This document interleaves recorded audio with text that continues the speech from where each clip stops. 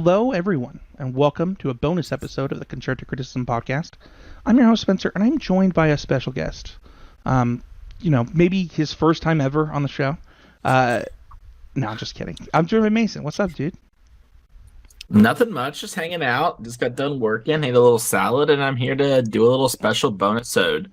That I only have a general idea of what we're going to talk about. I don't really know the details. So, Yeah, so, uh, I don't know, was it yesterday or the day before? I was like, hey, do you want to do a bonus episode to talk about DreamHack? Um, and you just hopped on and said, yeah, well, let's do it. So, I am excited because one, I don't get to interview people very often anymore, and it is something that I really enjoy is like promoting awesome people in the game. It just so happens that this time the awesome person is my co-host. lucky. So I want to take a step back. Obviously, you won DreamHack, but I want to Mhm. talk about a few things. I think usually in these in a lot of these types of conversations, what typically comes up is the deck, like the deck the person played, how they got to the deck, all that. I have zero interest in that. I know that if you listen to our show, then you know why Mason picked this deck. He's been playing it. He's been championing it. We've talked about the deck a lot on the show. You and I are actually going to do a video of you teaching me how to play the deck on this YouTube channel. So there's really not a reason for us to cover the deck. I actually want to cover something different, Mason. I want to cover kind of the journey to this, and I don't know how you felt about this. And I'd like to Sure. kind of start with the first time you qualified for the Pro Tour and how disappointing it was. Can you talk to us about Yes. that? Yeah, totally. So I qualified for my first pro tour. Um, Gosh, it was like 2 weeks before lockdown, or maybe a week and a half before lockdown. Actually, you know what? It was definitely 2 weeks because there was SCG regionals the weekend after, and then a lockdown happened. So it was 2 weeks before the country went on lockdown, and that meant that my pro tour that I had like spent all this time working for and wanted to get to, and the whole experience, and I had actually already been invited to a team house, and I had things lined up where I was going to be working with MPL players, and I had a whole. It was going to be a whole thing. I was going to take the week off work. It was going to be great. I was gonna get to live the dream at least once. And then, fun fact, Spencer, you're actually at the spot right now where I played my pro tour. It's so exciting. Every day I get to come home to it. But no, I got to play it from here on Arena, and it wasn't exactly what I wanted. I luckily I did have some good games. Like I had a really good game against the Thief where he beat me that I remember. And I had some other various ones against people who are really strong players. And those were good. But unfortunately, also the format I was playing in was really bad. It was the Bant Reclamation format. Oh, sorry, the Team of Reclamation format for people playing around then. And so it wasn't even like it wasn't a normal pro tour experience, and maybe normal is a bad word, but the one that I was sort of sold or seeing other people get to live and experience, and that was frustrating. It was really, and I have nothing to show for it either. I got money, but like I had like a good finish too at the pro tour. I ended up positive, whatever, and I think I came out with 500 or $1,000, something like that. But all I have is an arena sleeve to show for it. That's all I have, I which is gotta, very frustrating. yeah. I mean, I behind me, I just for context, like behind me, I've got that the for the playmat from the Pro Tour. I actually have my badge somewhere from the Pro Tour. I mean, it really you're not the only one that talks about this like robbed experience. And I actually want to rewind to something that you said, not because you said it, but actually the way you said it. You had a tone in your voice when you said arena, and I want to Yeah. know how much the fact that you didn't get to play Paper Magic, specifically Paper Magic, hurt. Um, I mean, it's like a lot. Not only did it hurt, I think my results, it also hurt my enjoyment and my memory of it in a lot of ways. Like I'm trying to think of a nice way to say it, but digital magic. is great, and Arena is great, and despite all its flaws, and Magic Online is great despite all its flaws for a lot of reasons. And thanks to it, a lot of people who would not get to play Magic get to play Magic. And I've made a lot of friends. You've made a lot of friends, and we have met a whole bunch of great people thanks to those programs. Like Ashley is one of my best friends. She's from Norway. How am I ever going to meet her if we don't have Arena? Because she was intimidated by playing Magic in person at first, and now can't wait to play Magic in person. And she's one of my best friends. So like, Arena and online Magic has done a lot of great things. That being said, it is not my desired way to play.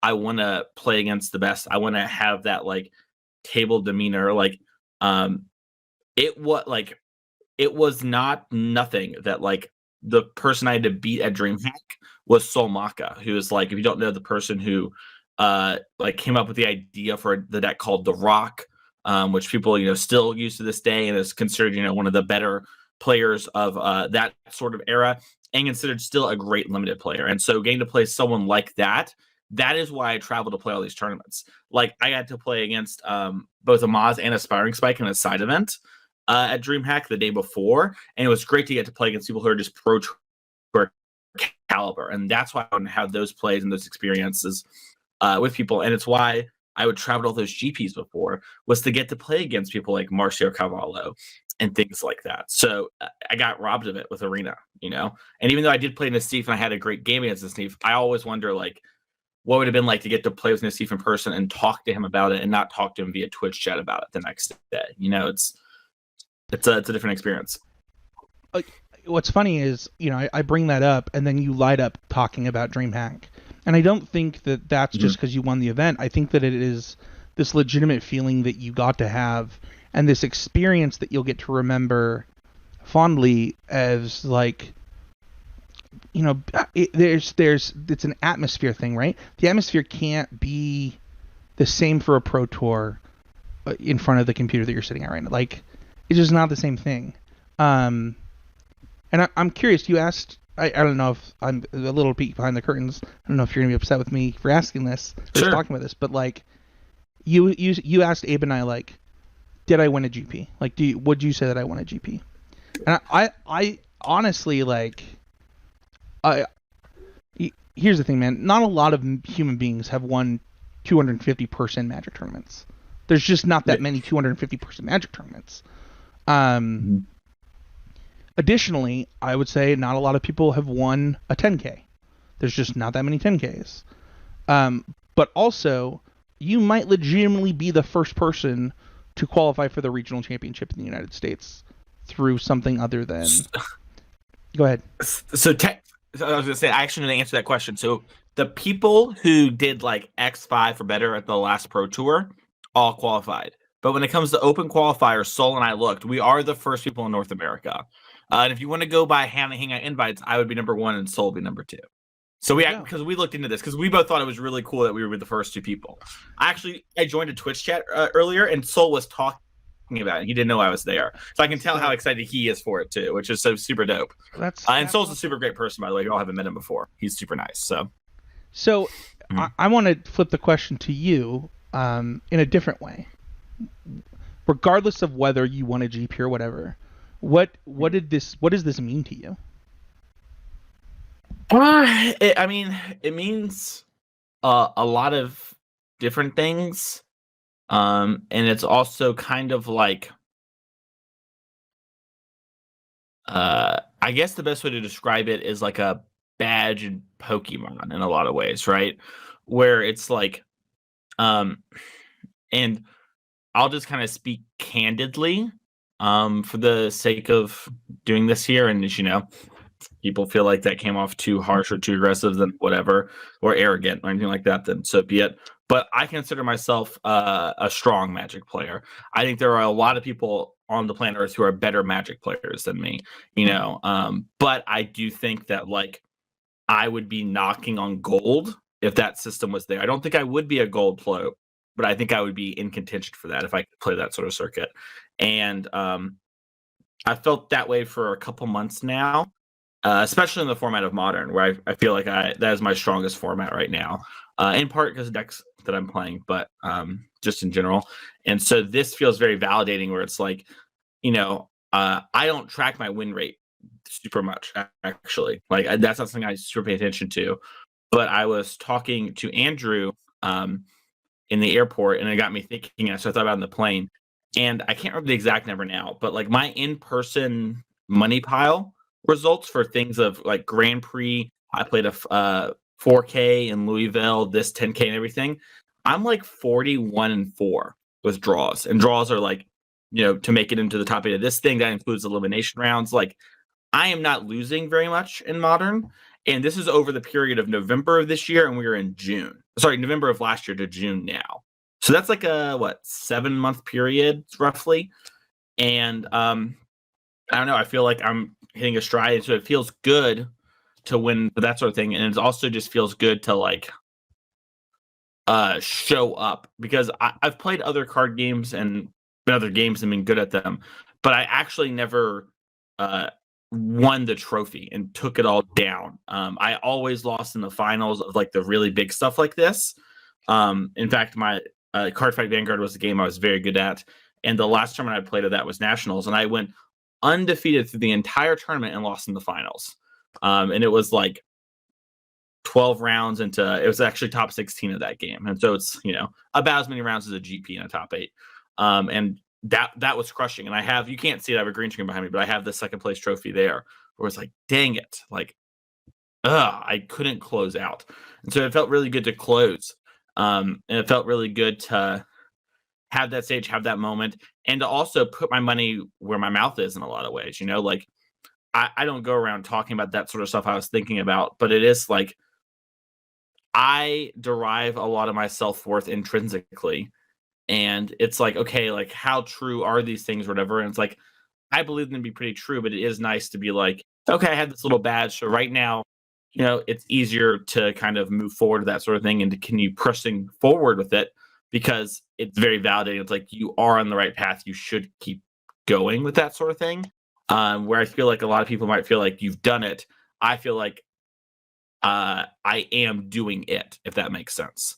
Improving when you get better and better at Magic, which is I think part of my goal. I think it's true, and I also think that like if we look at, I don't know, just like the career of most Magic players, everybody has something different, but like, I think that personally, as somebody who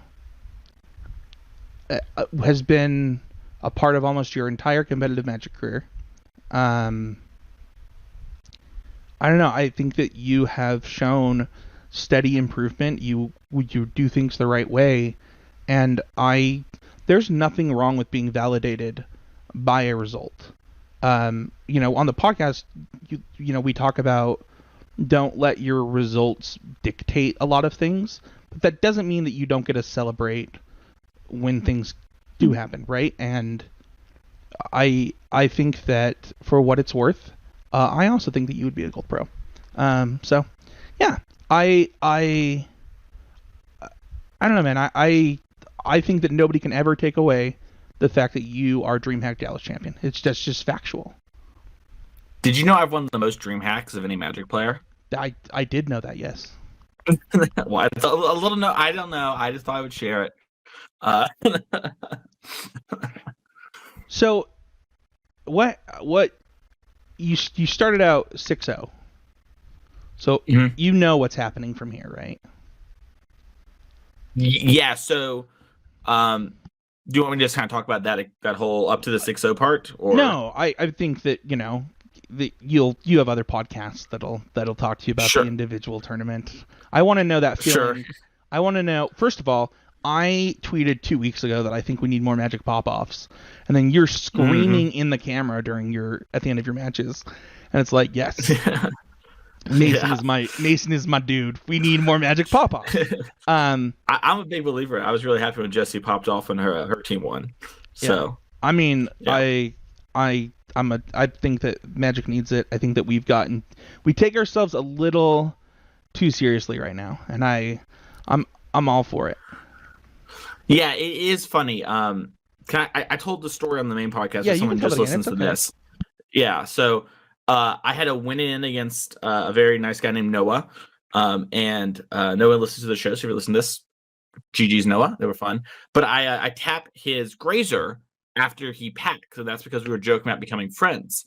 And he cast the pact into my chalice because he just legitimately forgot. And I joked that, that's how I know we're becoming friends, because friends check each other on chalices, right?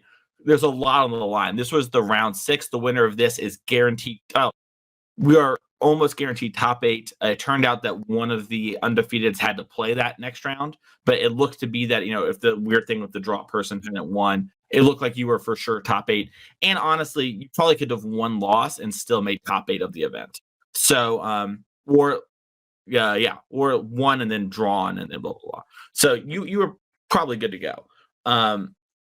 And like that sort of thing is like something I don't think a lot of players would do. And like Oz and I, you don't get to see it on the coverage in the feature back, but like you see us like smacking 4 on the table or 3 on the table, because we were both joking we're going to mull the 3 after we mulligan like medium 7s, but we thought we could do better. And then we went to 6 and we had no lands. And we're like, we're going to 3. This is just how things go.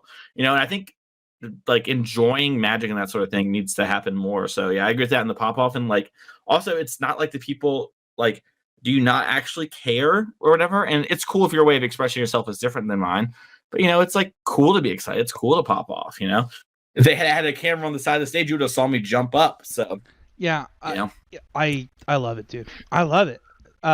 So yeah. Tell me the moment though. Like you're 6-0, you know what just happened. Mm-hmm. What do you think then? So I'll say this. I was anxious because I had saw that the one person was going to have to play. And I have been that one person a lot of times. So as soon as I was paired against the other 18, when I knew I was locked, we'll skip ahead there. And I was like, a sense of relief and a sense of like, I'm going to win this tournament. Because I went and looked at all the top tables, and there just wasn't a deck outside the person who I shook hands with where I was like afraid, like really afraid. Like the mill person, I was really worried about. And I think that like I'm not favored versus them, but it's also a thing where it's like, Magic has variance. The mill person was the other undefeated, so they're going to be on this side of the bracket of me. So I should be pretty good. I won't have to play them at least until top 4. And luckily, I think very lowly of the mill deck, and all the other decks I'm seeing around it are a pretty good matchup. And they might even win this match that I saw them play. So I was feeling really, really good. And it really came down to like, kind of like eating my vegetables in a lot of way, and just like I'm gonna play like when I found I was playing Yawgmoth in top 8. So I found out I was playing Yawgmoth in top 8. Fast forward to when I've won the semifinals and I'm waiting on Soul versus the other Jund player, Christopher, to play. The head judge actually came over while they were shuffling and said, "Did you test a bunch for your top 8 match?" And I was like, "Oh no, it's Yawgmoth. I'm a very good Yawg player, and I know that deck, and I know the matchup from both sides. I didn't need to test. I know what's going to happen."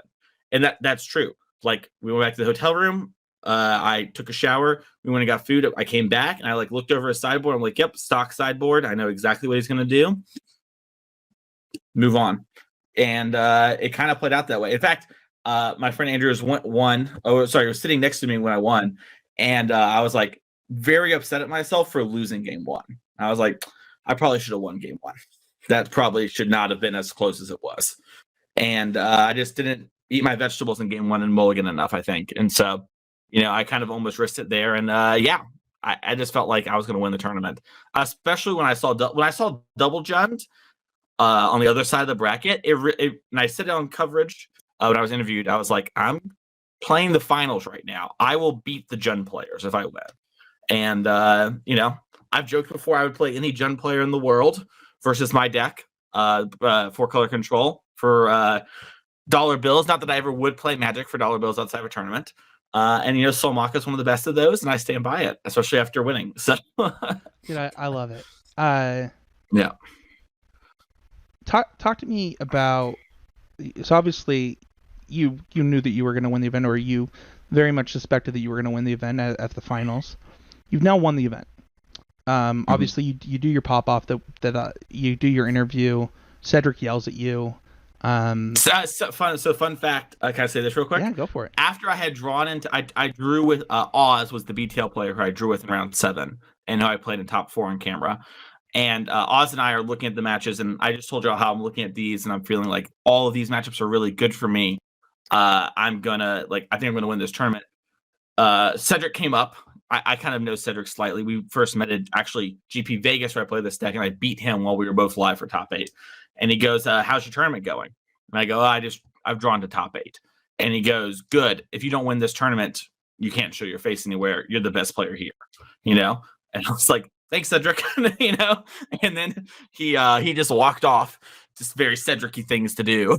And so when I yelled at Cedric at the end, I was like, "Talk to me," and he's like, "You don't talk to me." Yeah. So yeah. So it's after the event now, but I want to know about the flight home. Like I know what happened. Like we were texting afterwards. Like you go to a museum or whatever. I can tell you what I went to the bathroom and I yelled F word yes in the bathroom. It turns out I was the only one in there, luckily. But that is what happened. I mean, yeah. The commentator said it on camera, so I think it's fine if you say. Well, yeah. But I want to know about like after you're alone, like really alone, like you don't have plans for the rest of the like you're just going home to record a podcast with your homies. Where's your head at?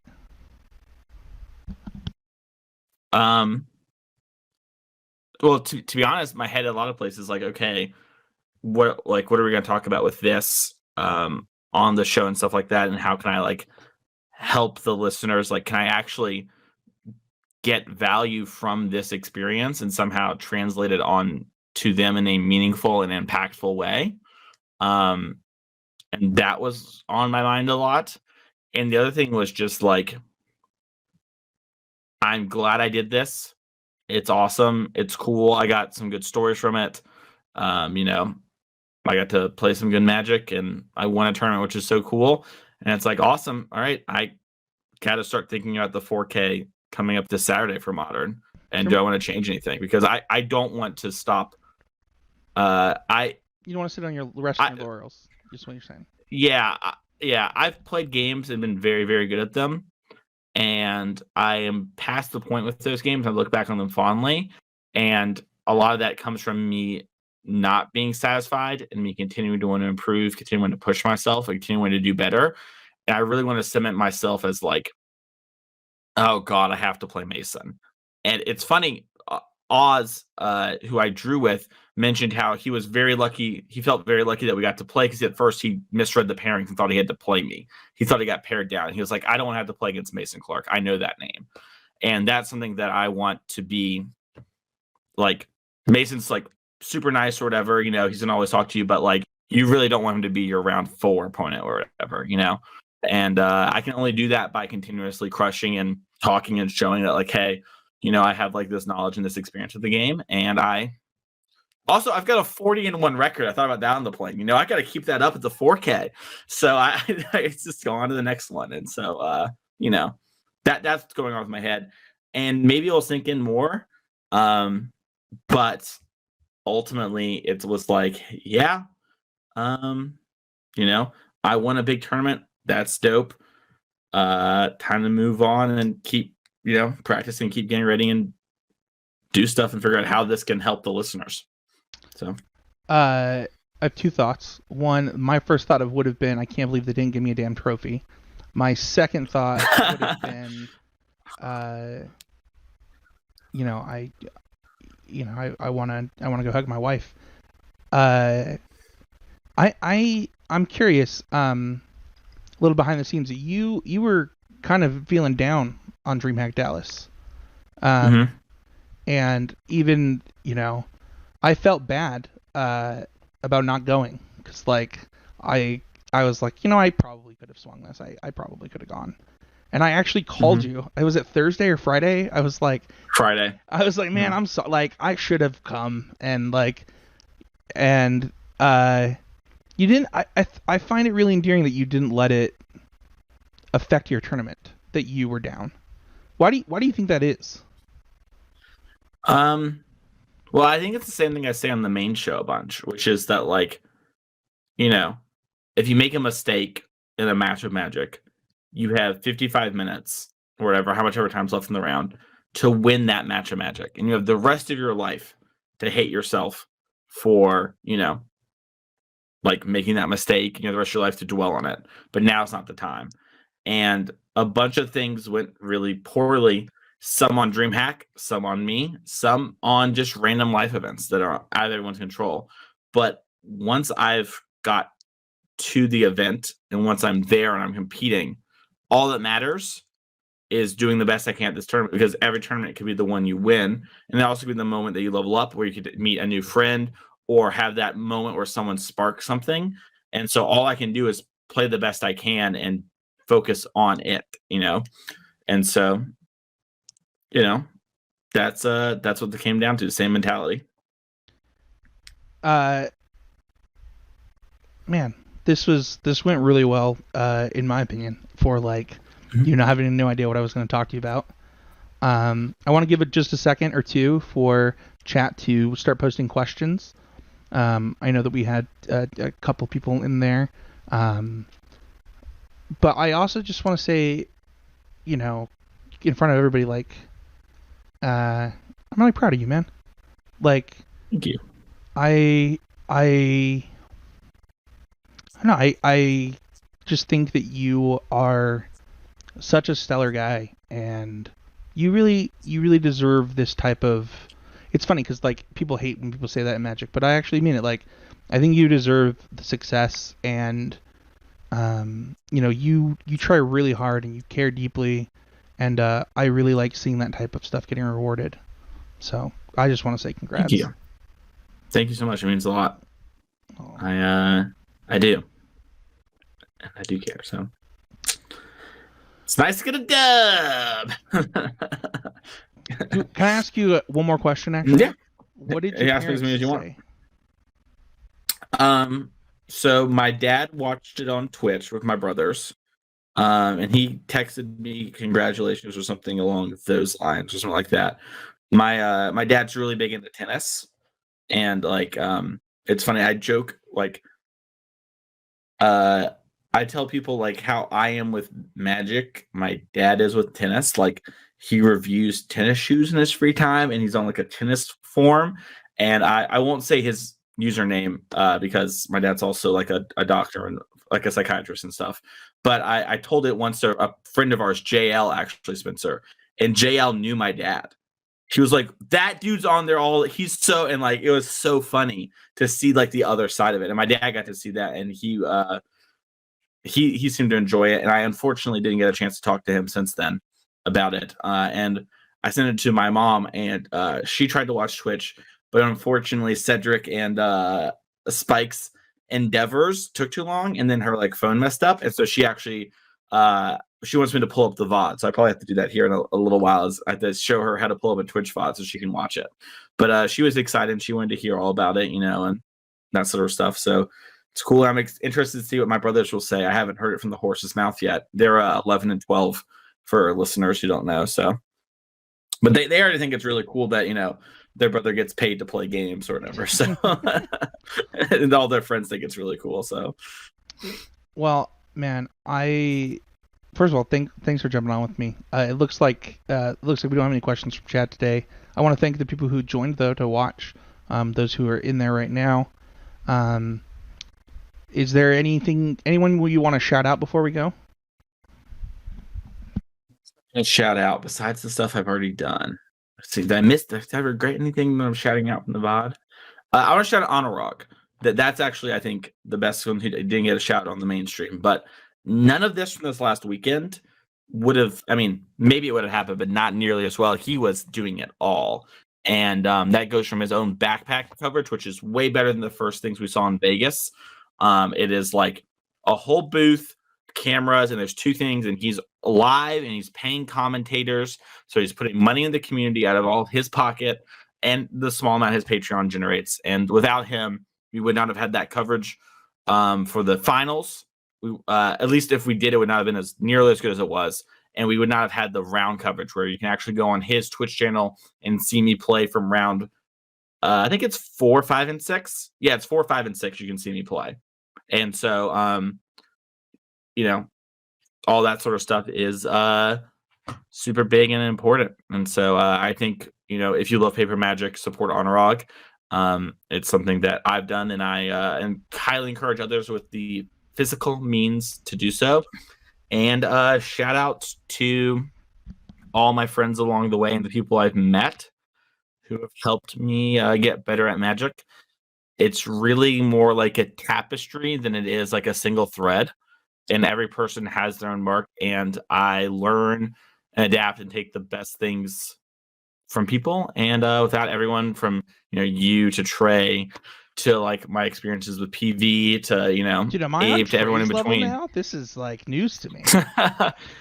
I honestly, Trey jump-started me in Magic in a lot of ways. I don't know why Trey did all those leagues with me late at night. I'm probably just so funny and handsome. But without him jump-starting a lot of things and teaching me patience, well, really enforcing patience, I should say, in Magic, I don't know where I would be. At least not playing Money Pile. So that's it. That's awesome, man. Mhm. Mikey, I'll give you a shout out. Shout out to you, buddy. Thanks for jumping in the chat. But thank you, Mason, and we'll see everybody next week with a new episode of Constructed Criticism.